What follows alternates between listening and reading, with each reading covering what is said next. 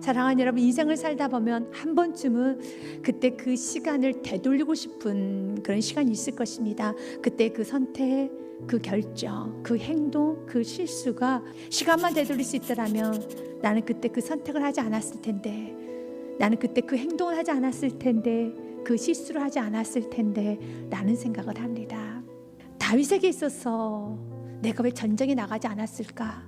내가 왜 예루살렘에 머물러 있었을까? 지금 너무 많은 후회를 하고 있습니다. 오늘 본문의 말씀에 보면 그 해가 돌아와 왕들이 출전할 때라고 되어 있습니다. 자리를 이탈하면 안 됩니다. 내가 있어야 할 자리, 내가 해야 할 일을 하지 않고 여러분 자리를 이탈하면 사단은 공격을 합니다. 다윗이 있어야 할 자리는 예루살렘에 있어서는 안 되고 전쟁터에 나가야 되는 겁니다. 열심히 전쟁을 해야 되는 겁니다. 그러면 그의 삶이 아름다운 것입니다. 그래서 시편 16편의 말씀에 보면은 하나님께서 메어주신, 하나님께서 재어준 구역 안에서 사는 게 가장 아름다운 것입니다. 내게 줄로 재어준 구역은 아름다운 곳에 있으며 나의 기업이 실로 아름답도다. 어디에 있을 때요? 주님께서 줄로 재어준 구역 안에 있을 때입니다. 우리의 자리를 이탈하면 안 됩니다. 우리 그리스도인들의 자리가 어떤 자리입니까? 구원의 감격의 자리를 버려서는 안 돼요. 감사의 자리를 떠나서는 안 됩니다. 예배의 자리를 떠나서는 안 돼요. 기도의 자리를 떠나서는 안 되는 것입니다. 충성 헌신의 자리를 떠나서는 안 되는 것입니다. 이것만이 내가 주님의 은혜 아래 거하는 것이 가장 큰 축복이고 가장 큰 복입니다. 다윗은 전령을 보내어 그 여인이 어떤 여인인지 알아보고자 합니다. 그리고 알았어요. 우리아의 아내라는 걸. 그러면 다윗은 멈춰야 됩니다. 우리의 아내, 내 이웃의 아내를 탐하지 말라는 그 말씀 앞에 다윗은 자신의 감정, 다윗은 자신의 아내의 욕구, 생각을 꺾어야 되는 겁니다. 그는 꺾지 않고 그 여인과 동침을 합니다. 말씀 앞에 꺾이지를 못해요. 어둠 앞에 자신의 그름을 내려놓지를 못하는 것입니다.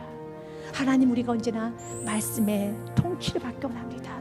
다윗이 죄를 짓고 난 후에 어리석은 생각을 합니다. 바스바의 범죄뿐만 아니라 더 큰 범죄를 저지르게 됩니다. 바로 바스바의 남편 우리아를 죽입니다. 여기서 깨달아야 되는 거, 죄를 가리려고 노력을 하면 할수록 죄는 더 커져간다는 겁니다. 죄는 가릴 수 없습니다. 죄는 가리는 것이 아니라 죄는 예수의 보혈의 피로 씻어야 되는 겁니다. 내가 죄가 지었습니까?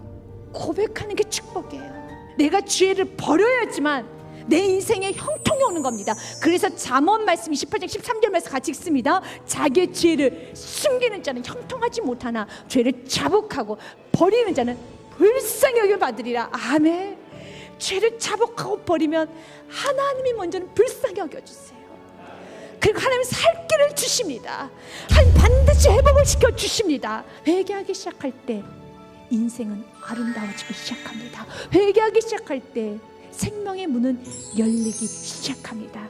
그래서 요한복음 8장 32절 말에 진리를 알지니 진리가 너희를 자유롭게 하리라. 아멘.